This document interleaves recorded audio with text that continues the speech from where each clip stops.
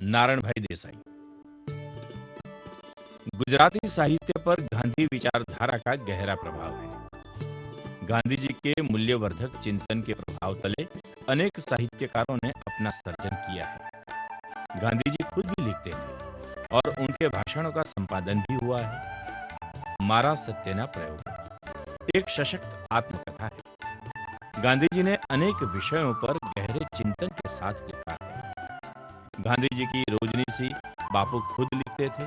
कभी कभी उनके निजी सचिव महादेव भाई देसाई भी लिखते थे। महादेव भाई देसाई की डायरी गुजराती साहित्य में एक नई तरह का प्रतीक है। आजादी के आंदोलन के साथ सक्रिय रूप से जुड़े और स्वातंत्र को समर्पित ये दोनों ने गुजराती साहित्य में अपना योगदान दिया है। महादेव भाई पूज्य बापू की परछाई थे। बापू जहां भी जाते महादेव भाई वहां उनके साये की तरह उपस्थित होते थे। महादेव भाई देसाई के इकलौते बेटे होने के कारण नारायण भाई देसाई को गांधी जी को करीब से देखने का अवसर प्राप्त हुआ था। वह पूज्य बापू की गोद में खेले थे। उनका बचपन ही नहीं, संपूर्ण जीवन गांधी जी की विचारधारा के साथ सत्य और निष्ठा की छत्रछाया में बीता। 12 साल की उम्र तक नारायण भाई ने कोई स्कूल में दाखिला नहीं लिया। प्रकृति की गोद में पूज्य बापू के आशीर्वाद के साथ प्राथमिक शिक्षा ली। तत्पश्चात उन्होंने सेवाग्राम में बुनियादी शिक्षा प्राप्त की। नारायण भाई ने 10 साल तक गांधी जी के साथ, 8 साल विनोबा भावे के साथ तथा 16 साल जयप्रकाश नारायण जी के साथ काम किया। नारायण भाई का कार्यक्षेत्र इतना विशाल है कि कौन से पहलू की हम बात करें।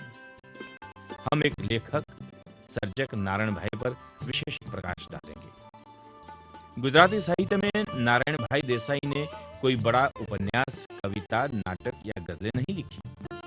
फिर भी हिंदी, गुजराती तथा अंग्रेजी भाषाओं में उन्होंने कुल मिलाकर 30 से अधिक किताबें लिखी हैं, जो मूल्यवर्धक साहित्य है। संत सेवाते सुकृत बथे। 5 अन्य भाषाओं में अनुदित यह पुस्तक को साहित्य अकादमी का राष्ट्रीय पुरस्कार प्राप्त हुआ है।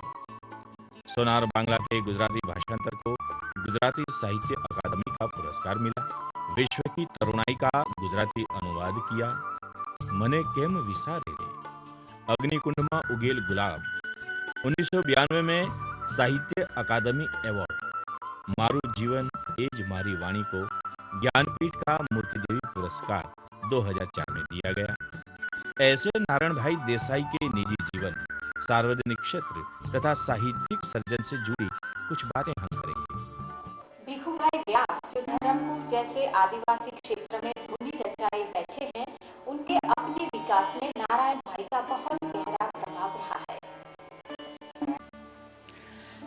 तो नारायण भाई का परिचय तो बहुत पुराना 65 ईयर्स पहले का है।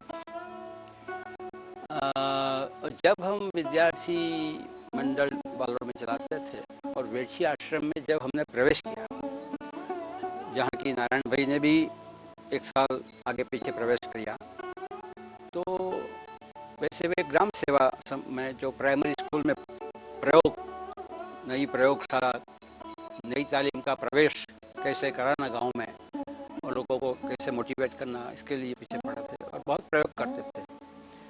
और मैं भी 1 साल में वेशी आश्रम में वहाँ का जो शिक्षकों का जो ट्रेनिंग होता था उसमें मैं पढ़ाता था।